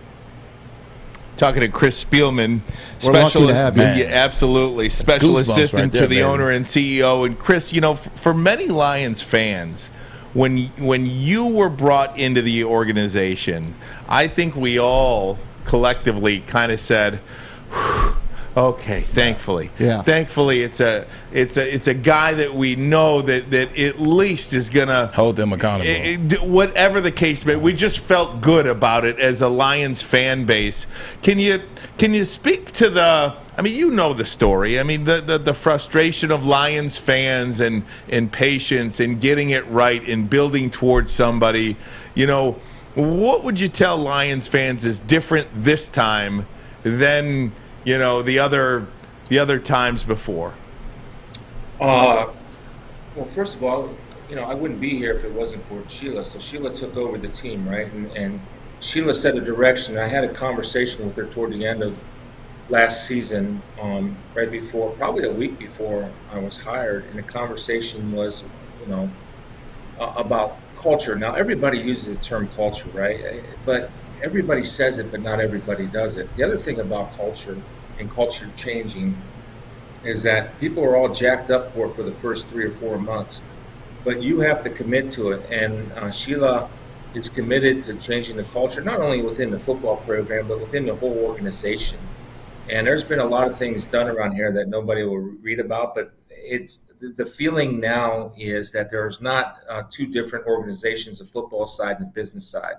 There's one organization, and that organization is that not everybody works for the Detroit Lions, but everybody is a Detroit Lion, and people sign their name to that. And for example, last 2 weeks ago, I went down to Ford Field and met with some sales folks down there and the ticket sales, and you know, guys fresh out of high school fresh out of college. And we sat in a room and we talked for an hour and a half, and we just talked ball. And we talked about the Lions, we talked about the NFL, we talked about, you know, this is what's happening, this is how we're going to do, this is where we're going, this is the direction. I had them give me their feedback. What do you think? How do you think? What do you believe? Are you all in on this? Are you going to be able to stay in for the long haul? And so when you invest in people, then they know that job is just as important as Jared's job or Coach Campbell's job or Brad Holmes' job. Everybody's job is important for the organization to have success. And that's how you get a culture and change, when you invest in everybody. And from Sheila, Rod, down to Raquel and Corey, who work here at nights to get this place sparkling clean every day, we're all the same, and we're all striving for one goal. Hey, Chris, just a question the Lion fans want to know. We all really want to know. And there's always 3 sides to a story. When will things get right with Calvin Johnson? I don't speak to that. That would be a question for Rod or Sheila. Hey, Chris, let me ask you. Rod Wood's name seems to be a lightning rod name for Detroit Lions fans. What can you tell us about him? What would you want Lions fans to know about Rod Wood? Sure. Well, I wouldn't be here if it wasn't for Rod. I mean, Rod is the one that also, along with Sheila, gave me this opportunity. Rod was, we were 1 of 4 in the committee. Nobody had a stronger vote or a weaker vote when we went through the hiring process. And so to me, my experience with Rod has always been good. I think he's done a great job with the alumni. He's always been very supportive.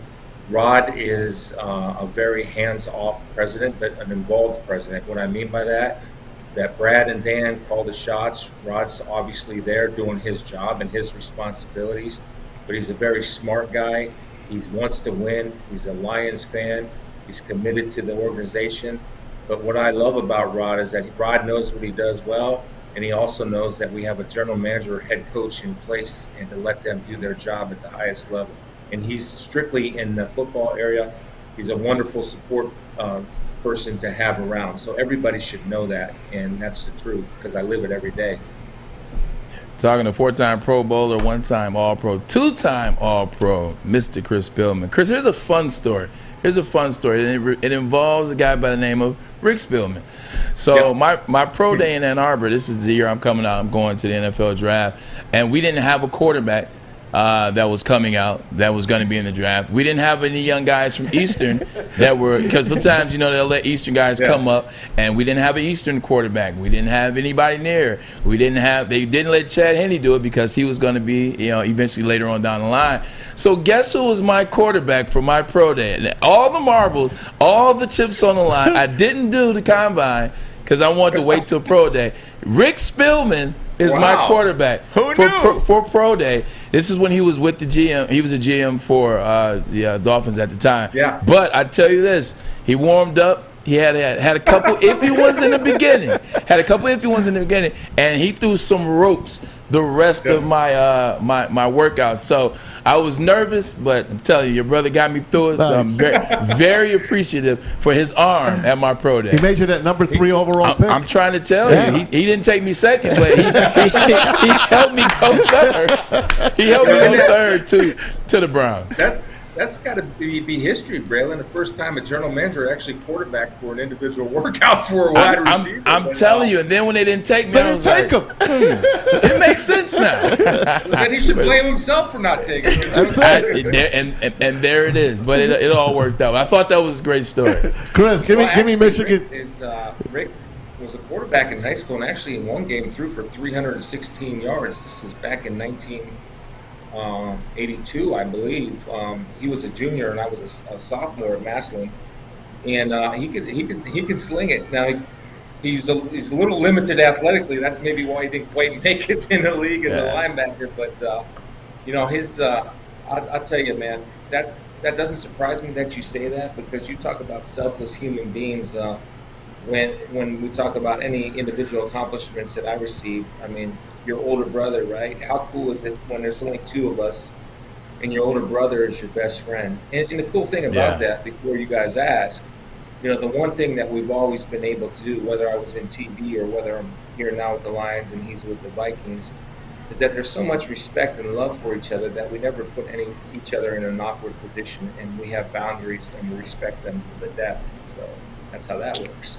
23 years later, he still had a lot of zip on that ball. I tell you that. Hey, Chris, Michigan State. Give me your pick here. And can either one of these teams beat your Buckeyes? No. All right. I didn't think so. Let's not get crazy, man.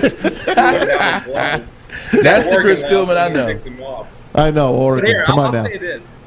I'm not one of the Ohio guys or the Ohio State fans or ex-players. I like it when Michigan's good. I like it when Michigan State's good, because that means that rivalry, as Braylon will tell you, is special, man. It is what it is, and it's better when everybody's good, right? Then you get to compete against the best. And you get to compete in the best game when both teams are at their best. There's no better feeling than that. In regards to this week, I just think, look, when I worked for ESPN, I probably did maybe six Michigan State games, including the fumbled punt and the return where Sean McDonough was on the call, which is a great call, which I'm sure hopefully you guys will play We do. On your show, because it's worth a listen. And I love the rivalry, and it gets a little nasty, but there's nothing wrong with that. And I love it because of the interstate rivalry, because a lot of the players know each other. They played against each other, and they've been doing battle not only since they've been in college, but throughout high school and Little League. I would probably give the edge to Michigan right now, but in this game, man, because I've done too many of them, you just never know. Hey, Chris, we got. Do you have that, Alex? We got trouble with the snap. Here you go, Chris. Get it out. Whoa, he has trouble with the snap, and the ball is free.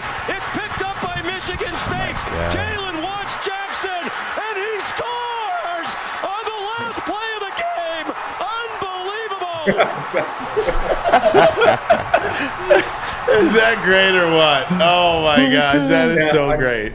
But I just want to talk about the teamwork that went on in the booth. Right before he played that, I said, first thing you got to do, the punter, catch it and get it off. That's it. Just it doesn't matter. Game's over. Then for Sean to make that call, then our spotter in the booth to get to Sean, who recovered the fumble, because it's Jalen Jack. What's his middle name? Jalen Watts Jackson. Yeah, Jalen Watts Jackson picks it up, and so our spotter, because of his timing and the teamwork that we had in that booth, he's pointing to number 20 on the Michigan State side. So Sean's making the call, looking to see who recovered it, and you would never know that because he did it so smooth, and the crack in the voice and all that. It was probably one of Sean, who's had many, by the way, great calls. Probably, I think Sean would consider that one, if you asked him. I don't know, maybe you guys did, that might be his top one. Oh, yeah. He was on with us 2 weeks ago and talked about that. Hey, Chris, look, man, for a kid who admired you growing up, I remember that 54 jersey I got for Christmas one year, and that thing didn't come off for a while. What a pleasure to speak with you, sir. Thanks so much for the time, and best of luck with the Lions moving forward. We're all counting on you. Love you. All right, good. Hey, that's all right. I can handle it, man. I love it. And I appreciate it, guys. I really do. And all I can say is, when it turns, it's going to turn, and it's not going to turn temporary. It's going to turn for sustained good. And I firmly believe that with all my heart, I wouldn't be sitting here. God bless. God bless. Thanks Make so sure much. to tell my dad hello this weekend, alumni weekend. All right. Thanks, guys. Thanks, Chris Spielman. Chris Spielman, just one of the greatest Lions to ever wear the jersey, and probably even a better guy than he was a player. I can't wait to be there on Sunday. Yeah. I cannot wait. I think he said something that was very key in the way that he signed off, and I think it's something that Lions fans should take and hold on to and treasure. And you two guys in this room in particular, he said it's going to take it some time to change. But when it changes, it's changing for good. Sustained good. It's changing for good. That's major right there. It gives me goosebumps. Like that was major. How do you not? Yeah. Gives me goosebumps. Major. Oh, God. Let's react. React. I love reacting. Let's do it. Lions and Eagles. We'll talk about everything Spielman talked about. Also get back into Michigan State, guys. Larry Foote expected to join us coming up at 3:36 as we big game. Michigan State, Ermanni and Edwards. Woodward Sports Network. The bottom line, Michigan State, buddy. It's gonna be a big one. Fellas, football season is here. It's time to make your grooming experience easy like Sunday morning. Get to Lady Jane's Haircuts for Men. Walk in, relax, watch your favorite team play, and before you know it, your hair will be game ready. Get to Lady Jane's, open 10 to 8, 7 days a week. Walk in anytime. It's wicked. You know why realtors love using Hall Financial as a lender? Because of our commitment to speed and service. We have nearly 4,000 five-star reviews already. Call today, 248-308-5000, or go to callhallfirst.com. Make sure you download the Woodward Sports app in the App Store and the Google Play Store today. Take Woodward Sports with you wherever you go and listen live on your phone or mobile device. Time of year. In fact, actually, it's past that time of year. It's almost over. That's right. Halloween is on Sunday. But guess what? Papa Romano's wants to reward you guys, taking your kids, taking your little tykes out, trick-or-treating. This is called the Gruesome Twosome. 2 large pizzas, 1 topping. 2 large pizzas, 1 topping. $19.99. If you remember the pizza, $16.99 for a large. This one, 2 for the price of 1, pretty much. 2 large pizzas, 1 topping. The Gruesome Twosome. Order now, paparomanos.com. That was one of the greatest things I've ever heard in my life when Chris Spielman just said, it might take a minute, I'm paraphrasing there, might take a while, but when it turns, it's going to turn for good. Wouldn't it be great if we were the Packers? All these years of watching the Packers, wouldn't you want to be that? Yeah. That's what I want to be as a Lions fan. I want us to be talked about on a regular television football show. Lions are playing this weekend. Oh yeah, we expect them to win. That's all I want. That's it. And by the way, the stuff about Rod Wood too, I thought was interesting because it almost look. And Braylon, you know this. I know this. Matt, we all know this. Anybody listening, once a narrative is given to somebody, it's really hard to shake that. Like no matter what you think about somebody, no matter if it's completely not the case, right? That's their tag, right? I mean, when you mention Rod Wood's name with the Detroit Lions, that's a lightning rod topic. Yep. No pun intended. Yeah. Like, no pun intended. That's a lightning rod topic for the Detroit Lions fan base, his name alone, because so many people associate Rod Wood with the prior regime. And it's our fault, too, because we blame him. We're like, oh, he's the one not paying Calvin Johnson. But if you look at the video that Spielman's in, you can see he's got genuine affection for the guy. But it's not only that. It's just, you associate certain names with losing, right? I mean, Matt Millen, Martin Mayhew, whoever the case may be, and that tag is on Rod Wood, fairly or unfairly, But I'll take Chris Spielman's word for it for sure. And by the way, Rod Wood was really good to us at our former radio station that we worked at. Yeah. I've got no issues with Rod Wood. We don't know him. We just want a winner, man. Yeah, that's you know all. that. And when you don't win, Braylon, when you don't win, everybody is just throwing darts as, you know, this is the reason for X, Y, and Z, and you're bad, and you're good, and we need a villain, and you're the villain, and Yeah, and it's just not the case. This is true, but also people have different relationships with certain individuals. There are people that aren't good at their jobs, but they have built a good relationship with other individuals. So understandably so. So sometimes even though I'm listening to Chris, and I know he's on the ground. He's in the front office. He's with Rod Wood. He's with those guys. I have to take it with a grain of sand. Because I know he has a really good relationship with Rod Wood. Yeah. I know he has a really good relationship with Rod Wood. So with that being said, you still have to wait to see how it plays out, to see who's at fault, who's made mistakes, who hasn't. Because, yes, he's good to Chris Spielman. Yes, they have a good relationship. That doesn't mean he wasn't good to Calvin Johnson. That doesn't mean that he hasn't made mistakes in terms of paying people and having the right people stay versus leave. So I'll take Chris Spielman at his word for how Chris views him, but you still want to see overall what he is and what it is. Hey, guys, you know, sometimes I got tunnel vision and I miss things. I want you guys to look at that back board, our Legends board.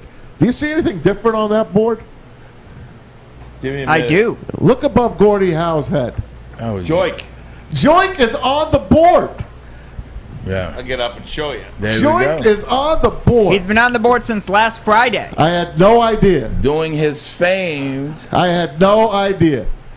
So, Joik, welcome to the big board, man. I'm glad you're there. Hey, man, from one member of the big board to another, Joik, welcome to the board, man. And we'll see you on Sunday at the Tin Roof, Joik. Hey, Neil Rule. Last thing I want to say about Rod Wood, and then I want to get to a break to get back on time. Is it fair to say that he has made the single greatest, the single best decision that the Detroit Lions have made in quite some time? And that's he's in charge, or he's the reason that Chris Spielman's here. He hired Chris Spielman. So, you know, that could end up being the single best decision this franchise has made in 20 years. I hope so. Kind of like somebody was watching the Detroit Red Wings, huh? Right? That's right. I mean, if you don't get what I'm talking about, bringing Yzerman back, same thing, yeah. I mean, seriously, could be responsible for the single best decision that the Detroit Lions have made in quite some time. I'm looking forward to 54 going into the Ring of Honor, and they're calling it, of course, the Pride of the Lions. Halftime this Sunday against the Eagles. Eagles 2-5. Lions looking for their first win. Excuse me. Ermanni and Edwards, we are going to get into some college football talk next. Big pregame shows tomorrow in East Lansing. We'll do it next. Ermanni and Edwards, Woodward Sports Network, the bottom line. Tony is a third-generation logger that has a simple, practical approach to life and work. That's why his Coast DX342 knife is perfect for him. The stainless steel blade is rust-resistant and made for all-weather use. And the double roll-lock safety ensures that it will never inadvertently close when he doesn't want it to. That's why Coast is trusted tough. Hey guys, let's be honest. We like simple stuff, football 5 days a week. We like things that are uncomplicated, like Lady Jane's haircuts for men. All you got to do, walk in, sign in, sit down, and before you know it, you are handsome and clean. Get to Lady Jane's, open 7 days a week, 10 to 8. It's wicked awesome.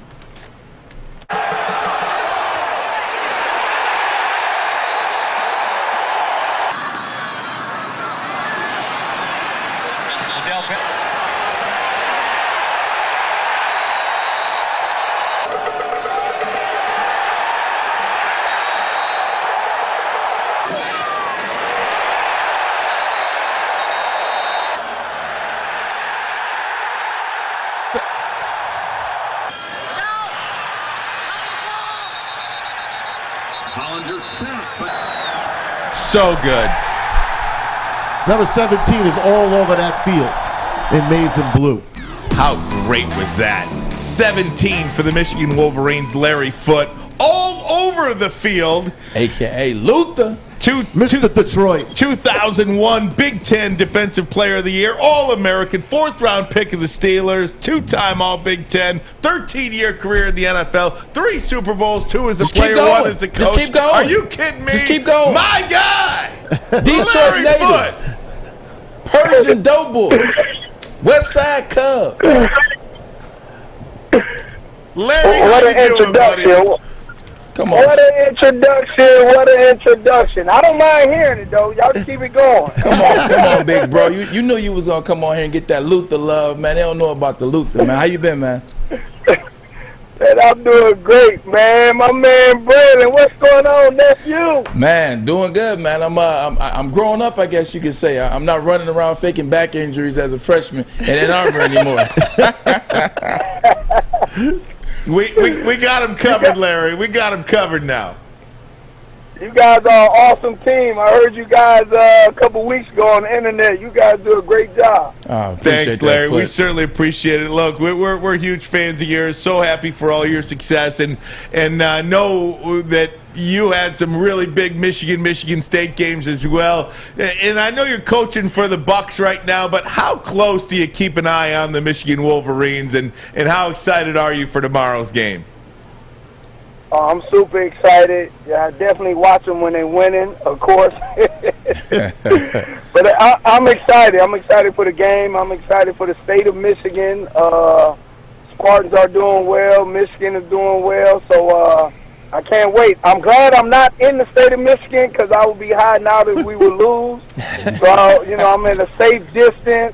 Only have to beat up Will Ghostin. That would be it. Man. But believe it or not, I do have a big state alumni in my neighborhood. He got that big old green S flag in front of his house, so I got to see that every day. Hey, Coach, is TB12 having you over for a viewing party tomorrow? Tomorrow, or watch the game? I'm telling you, me and him been fighting over taking all the bets in the building. He's very confident, and with his pockets, you place the bet, he'll take it. Yeah, I don't think he'll ever have to worry about not having the cash to cover that bet. Hey, Foote, man, I just want to jump into it, and I want to take you to the pros for a second. I want to talk about what you guys are doing. You guys are having another year, 7-1, balling once again. TB12 is figured out on offense. Secondary has had some issues, but just talk about how good that D-line, especially Shaq Barrett, is playing. And you're on that side of the ball. Just talk about how good that they're playing, because I think it's gone under notice how well Shaq Barrett and that D-line are playing, because of the secondary issues. Them guys like to get after it. I think it starts, anytime you got a 3-4 defense, you got to have a dominant nose guard, and we got that in Vita Vea. Back in, playing against us in Pittsburgh, we had that Casey Hampton. Oh, my God. So we got the anchor of our front, and he is dominant.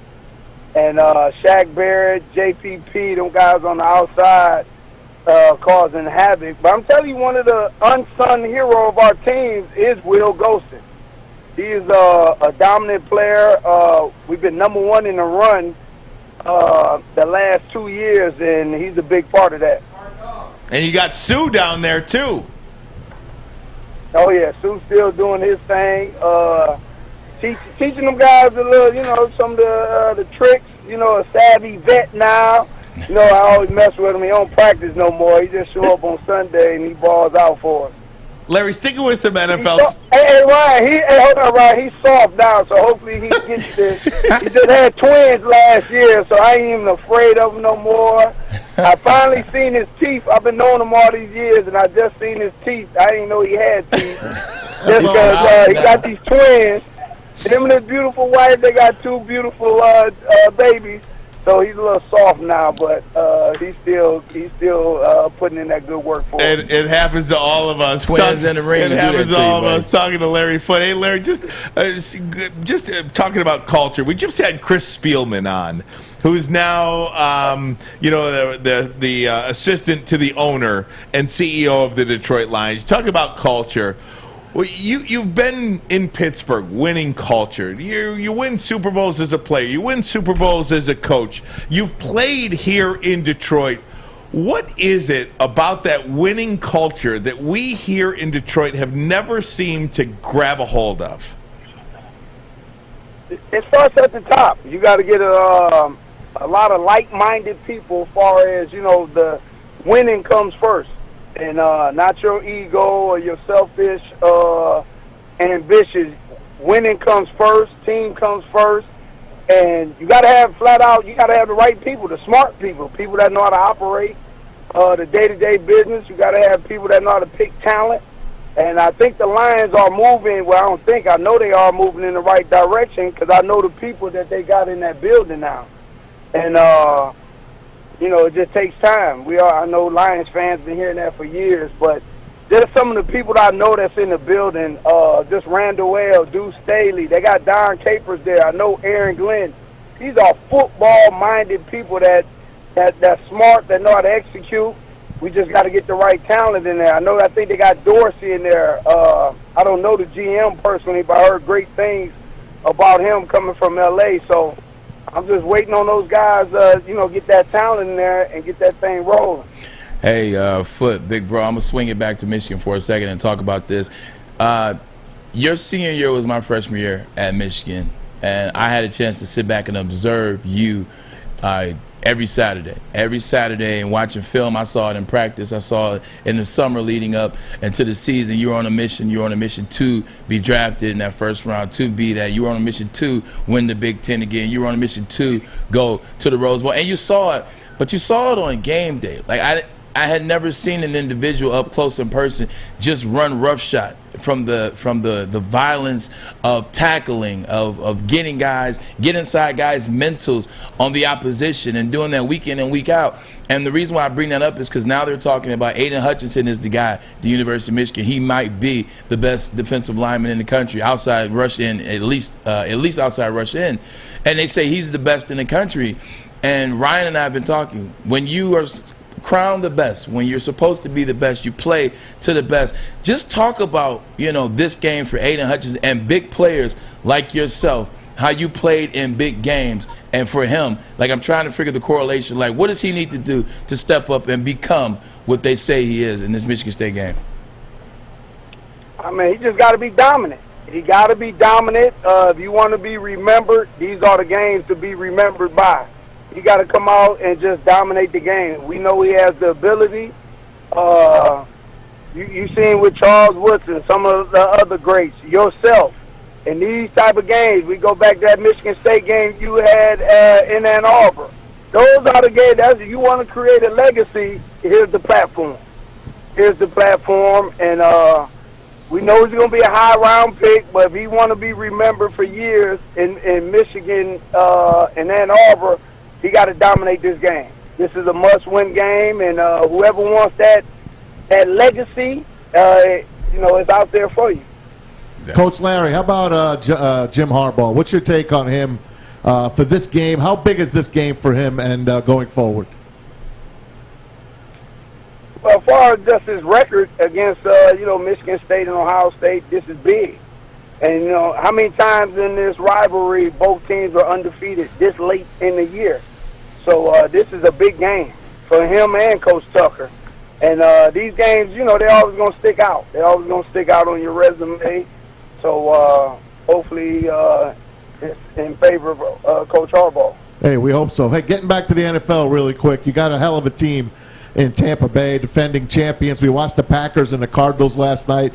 I'm sure you saw that game, and that would be a nice playoff game as well. Braylon still got you guys as the #1 team in the league. What's your take on the rest of the league behind the Bucks? Who are you guys most concentrating on? It's still so early. I know you guys are on the radio, part of the media. It's still so early. Just through my history of the league, late November, normally you can start seeing and start really pinpointing who really got a chance to win it.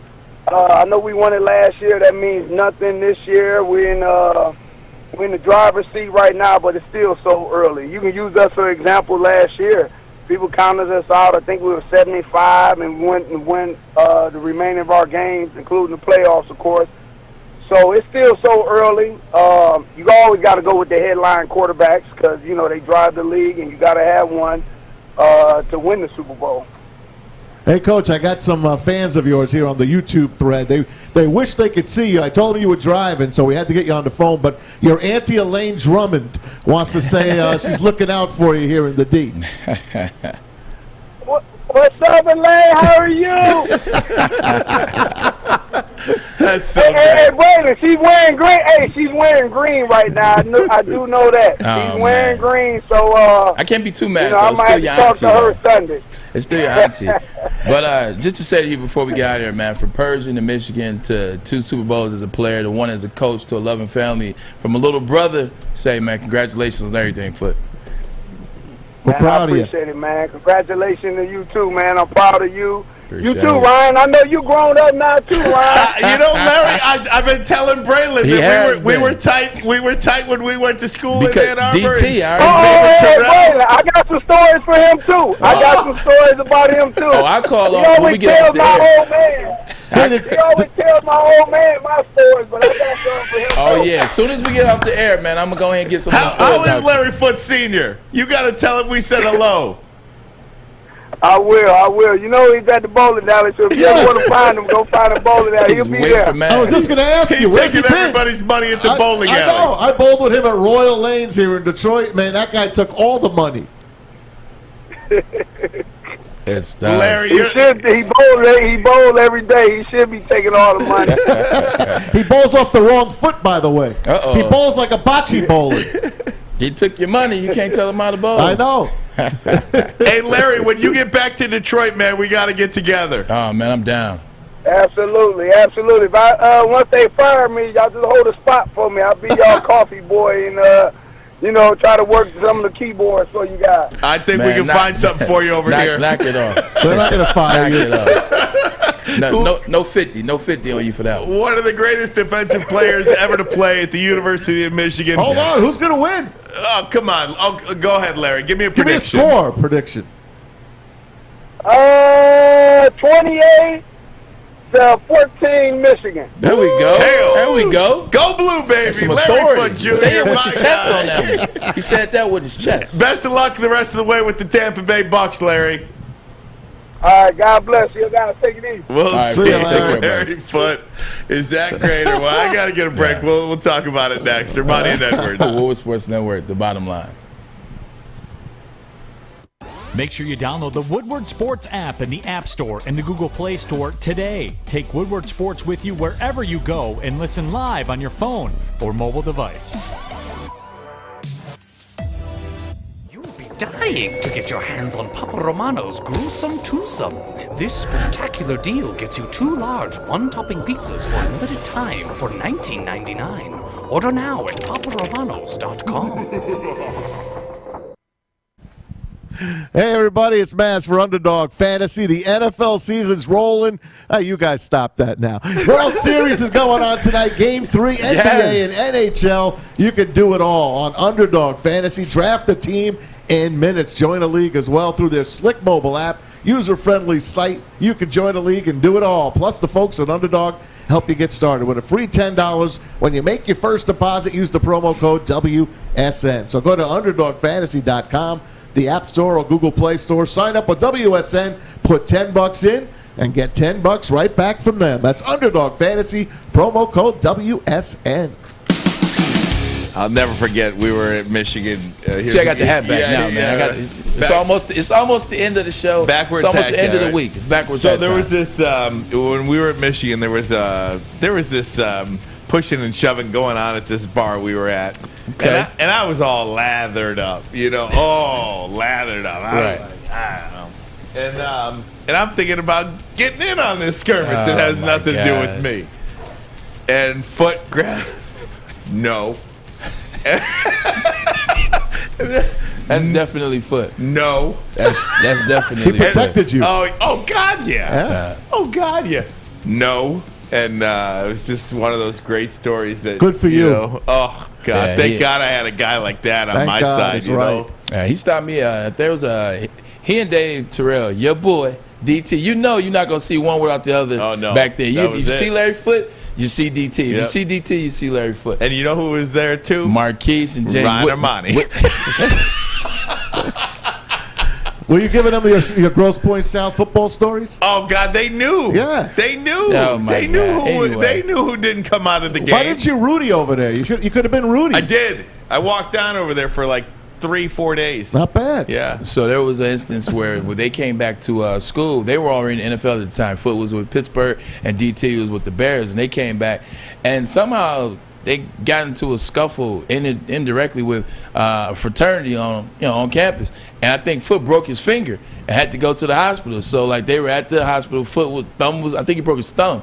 So they're at the hospital. So we pull up the football team, like, man, what happened? What's going on? And they tell us what happened, and we're deep, and we're like the young kids on campus now. It's our school, so we can't let them mess with the OGs. So we're about to go to this frat house, and we're gonna shake some stuff up. About to go move some furniture. And Foote and DT were like, nah, y'all can't do that. It's not your responsibility. We said, this is our school now. Y'all in the league, y'all the pros. We take care of, on school business. They said this will always be our school. If you go over there, we gonna kick y'all ass. I was like, hey fellas, we can't go to the frat house. So Maz, after the '97 championship game, it was the winter ball or whatever, the winter workouts or whatever. So I go to Schembechler one day, 2 days, trying to get with Coach Gittleson, the strength and conditioning coach who was in charge of the walk-ons. And I go one day, 2 days, third day, I go and I finally connect, but I'm wearing a green sweater. And the lady at the front desk was like, Coach Gittleson does not want to see you in that green sweater. So I had to take the sweater off and then get in there and talk to him. He's like, dude, I can't. We're on radio now, so I can't. Get out of here. Did you get any gear at least? No. No gear? Nothing. No shorts? No shirt? I walked in the weight room. Sam Sword threw a towel at me. I said, what's this? He's like, ain't you trying to be the water boy? I was out of there. You made a good choice. I was out of there. You made a good But here choice. we are. Now you still have love for Michigan. It could have gone the other way. Oh, God. And Lloyd Carr, to me, is that's my guy. I mean, that's... so many people think of Michigan football. They think of Bo Schembechler. Yep. Lloyd Carr is my Bo Schembechler. Like Lloyd to me is like. Bo never won national championship, but things were different back when Bo was coaching like that. To win national championship, they were only looking down south. You had to be Oklahoma, you had to be Miami. USC was the only one that could win a national championship out of those conferences. That's why in the song, The Champions of the West, that's why the Rose Bowl was so important to the Big Ten and Michigan, because we knew we weren't going to play for a national championship, and this extends back to the 40s, the 50s, the 60s, the 70s. All he wanted to do was beat Woody. Yeah, all you want to do is beat Ohio State, and you want to go out to the Rose Bowl, and you want to beat USC or Washington. Yeah. Guys, Moon. Or Ukla. I'm going to take a break. We're going to do picks next. Okay? We're going to do picks next. And I got vids, and too. we'll try to get one or two videos in. I got 4 hours of content and a 2-hour show. Yeah, you did. So that's what we're going to do. We'll do it next. Ermanni and Edwards. Woodward Sports Network, the bottom line.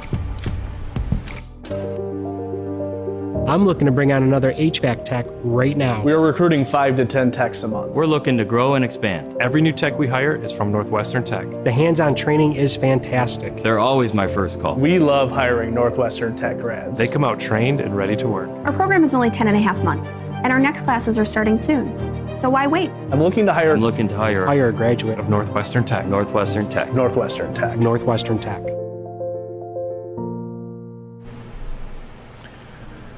All right, gang, let's get to the picks now. Let's throw it up, Alex. Let's get right to it because we got so much going on. I'm going to do the Michigan State game last. All right. Just a little, that was my bad on the graphic. Don't pay any attention to that. So let's go right below it. Iowa at Wisconsin. We'll do college first. Iowa at Wisconsin. Maz, give it to me.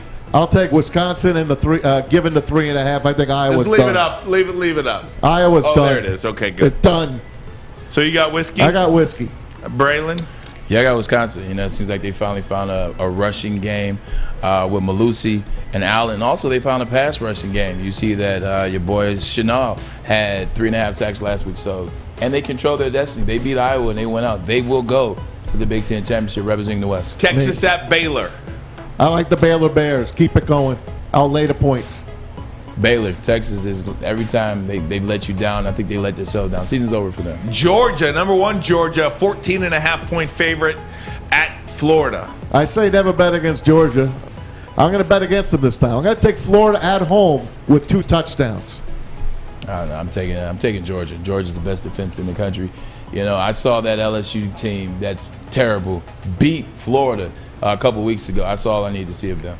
Ole Miss at Auburn. I'll take Auburn. War Eagle getting do we have the numbers? Oh, yeah, we do have the numbers. War Eagle laying 3. So I will take them. Geez, sorry about that. Okay. I am going to take Bo Nix as well. Ole Miss is 1 loss, and they are, ranked top 10. Matt Curl is a potential first-round draft pick, but it's just something about them just doesn't sit right. And Auburn, Bo Nix, they do things when they shouldn't, and this is a time they shouldn't, and they will. Hell of a spread here. Ohio State, 18.5-point favorites over Penn State. God, how haven't I been reading these numbers? I'm sorry. taking Nittany Lions. They're going to play they got to play their best game of the year. I think they will. I think they're going to give Ohio State a battle. Could be an interesting game, but I mean, you just look at James Franklin doesn't seem to know what team he's facing and where he's facing them at. Yeah. You also look at Sean Clifford. He comes back, and you think that they're going to get back around track, and they lose to Illinois in 9 overtimes and only score 18 points. You can't beat a team in Ohio State if you can't score points. So I'm taking Ohio State. Ohio State for you. All right, guys. Michigan at Michigan State. What do you say, Tom Mazawey? I've been saying it, and I knew I'll make my pick last minute. We're officially, let me give you the number that we have. We're going with 4. Yeah, Michigan 4. at 4 point That's favorite. what I got it on the sheet for. I'm taking the Spartans and the 4 at home. I like a home dog. I know Jim Harbaugh hasn't lost in East Lansing. I like their offense over Michigan's offense. I'm going to take the Spartans tomorrow close. I'm going to take Michigan 30, Michigan State 20. I think it'll be a 10-point win. I think it'll be one of those wins where it's 10, but 10 doesn't necessarily represent how the game was played. I think it'll be something like a late field goal scored to make it 10 and then just stick at 10. But 10 for Michigan for me, 30 to 10, 20. Good. I'm going to go with Michigan too. That's the only game I'll pick here. Michigan. I think Michigan's going to handle them. Actually, 30 to 20. I'm going to say Michigan 28, Michigan State 13. Oh, okay. I think it's going to be a little bit bigger than people think. Let's go to the NFL side, gang. Steelers at the Browns. Now this is Braylon's wheelhouse. If you're not paying attention to this, guys, I'm sorry. This is like free money for you. Okay. This is a segment you should be watching every week if you're playing these games. Steelers, the Browns, a 3.5-point favorite at home against Pittsburgh. Steelers will win this game. Steelers are going to win the game. So, yeah, if you want to bet on the Steelers because they're going to win. Good. Browns are favored in this game. I'll take the Steelers right along with you. I will. All right, let's go to the Titans. This is a hell of a game. It is. This is probably two red hot teams. That's probably the game so far this weekend. Just looking at that's the game. You look at what we talked about. Indy, the coach. 2.5-point favorite against Tennessee at home. Taking Tennessee. I'm taking Tennessee. But I'm telling you, the Colts record does not represent how good they are. We've been talking about that. They're a really good ball club. Had some tough losses early on, but Tennessee, they're just going to keep chomping away, man. You got Ryan Tannehill playing decent, Julio Jones out, but it doesn't seem like Julio Jones has been there all season anyway, so it won't matter. I'm not betting against the Titans anymore. I told you, they're one of my faves. Give me Tennessee. So 2 Tennessees there. The Chargers, a 4.5-point home favorite against the New England Patriots, Maz. Tough game. Chargers off the bye. I'm going to take them to cover that spread, even though the Pats, they don't play the Jets this week. Give me the Chargers. I take the Chargers as well. I think they get back on track. We talked about them early on. They were a team. We talked about Herbert. We talked about Clark. Talked about Eckler. They get back on it this week. Jameis against the Bucks. Saints, a 4.5-point underdog. They're getting 4.5 against Tampa Bay and the Bucks in New Orleans. Maz? Didn't the Bucks beat the hell out of them at the beginning of the year? Or am I mistaken on that one? Didn't they already beat them? They have not played the Bucks. They haven't played yet? They have not played. Well, they're going to beat the hell out of them on Sunday. Give me Tampa Bay and lay the points. Yeah, 100%. Larry Foote. Should be more points than that. We just talked to Foote, so that'll help out as well. But, the Bucks, you saw what they did to Seattle, and Seattle is just not that good, and they struggle with Seattle. So the Bucks are going to lay it on them. Not to mention, if you remember last year, who beat the Bucks twice in the regular season? They had to get back in the playoffs. It was the St. Louis. Oh, wow. I mean the New Orleans Saints. Wow, I didn't know that. It was New Orleans Saints. So I'm going with the Bucks in a blowout. Sunday Night Football. Not sure whether Dak's going to go or not. Cowboys getting 2.5. The Vikings 2.5-point favorites in Minnesota. You got to go with Dak. They'd be stupid to play him. Who's their backup? Do we know? I think it'd be an issue where you can assess during the week how he felt. You can assess what the type of movements he make, the quarterback throws, the stances, the techniques. You can see if he's hurt or not until the level. I think you still want to play him. You don't want to get him too much off. Depending on if he looked decent enough, if he was 80 or above, I would play him for a half. I would just to get him out there, play him for a half. But it still is the Vikings. You still want to put yourself in the best playoff position. Got to play him. I say they win. He only plays a half. I don't think he plays. I think the Vikings covered a 2.5 at home. Off the bye. Damn it, that's the first time you guys have had a difference. And here we go, final one. Philadelphia at the Detroit Lions. The Detroit Lions getting 3.5 points in this one. Give me the Eagles. Oh, excuse me, I'm sorry. See you, Eagles. Even though Jason Avant was on and we love him, and he was a former Eagle, Lions are getting their first win. Pick the Lions. Lions are getting their first win this week. Chris Spielman Day. Come on. Yeah, it was Calvin Day, so you saw how that worked out. Fly, Eagles, fly. Oh, okay. Fly, You're going Eagles, with fly. Philly. I am. Who'd they play on Calvin? On Calvin Day. The Ravens. That was a close game. Close, but no cigar. Maz, all right, gang. So there you go. You guys got two different bets. Braylon's got Philly. You got Detroit, Maz, and Braylon has Braylon has Dallas. You have Minnesota. Correct. Those are the only two he differences. also said that Dak's not going to play. So if Dak would have played, we would have the same on that one too. Yeah, we've been on the same page. If Dak plays, they should blow Minnesota out. Yeah. There you go. Maz, give me some bottom line videos of the day. You got time for 2. I got time for Braylon Fest. Come on, this was Braylon and Dave Revson breaking it down on the Big Ten Network back in the day. 10 to the 21. Henny puts it up. Edwards for the time. Touchdown. He goes up. He's got it. Touchdown.